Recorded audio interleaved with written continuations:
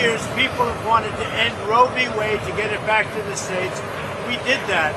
Yesterday, Donald Trump took more questions standing outside of his airplane about what's happening in Arizona with abortion. And it's completely unintelligible. It's just a mishmash. It's a verbal Rorschach test, an ink blot of sorts. A reporter asks Trump, has Arizona gone too far with their abortion law? Arizona, of course, rehabilitating and putting in force an 1864 near total ban on abortion. And Trump seems to say, yes, Arizona went too far, but it's also okay. And everything's fine because it's states' rights, but we're going to change the law. What? Did Arizona go too far? Yeah, they did, and that'll be straightened out. And as you know, it's all about states' rights. That'll be straightened out. And I'm sure that the governor and everybody else are going to bring it back into reason, and that will be taken care of, I think, very quickly. What do you think about Florida? Florida's probably maybe going to change also.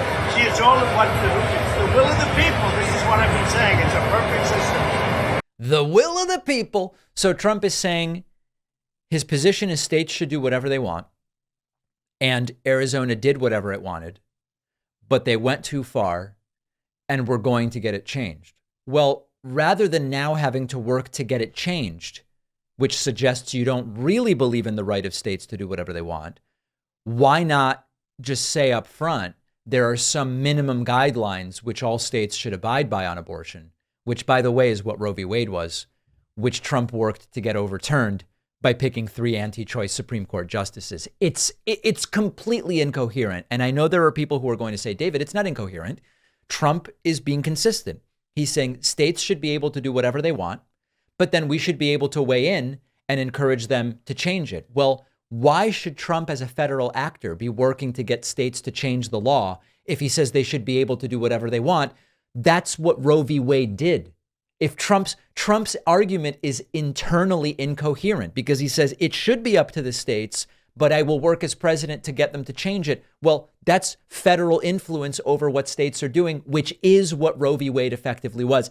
It's a mess. It's a mess. And the bottom line is Trump saying, what I want is for everybody to vote for me. Here is Trump in the same breath talking about how great it was to overturn Roe v. Wade.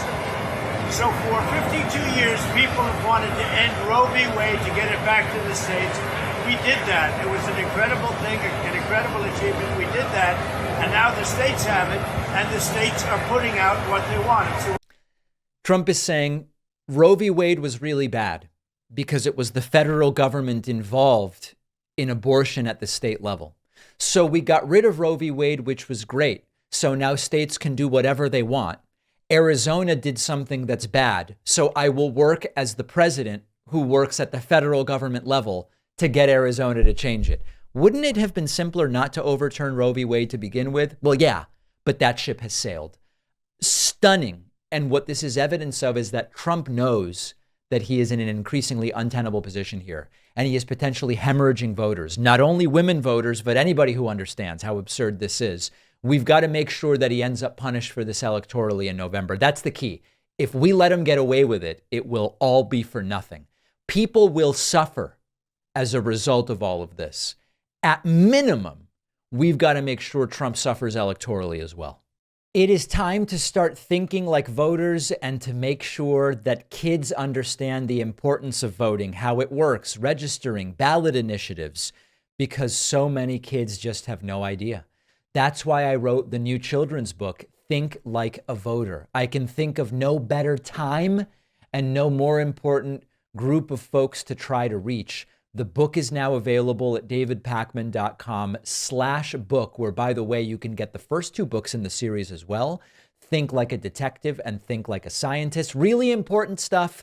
Donate them to local libraries, classrooms, read them with the kids. davidpakman.com/book.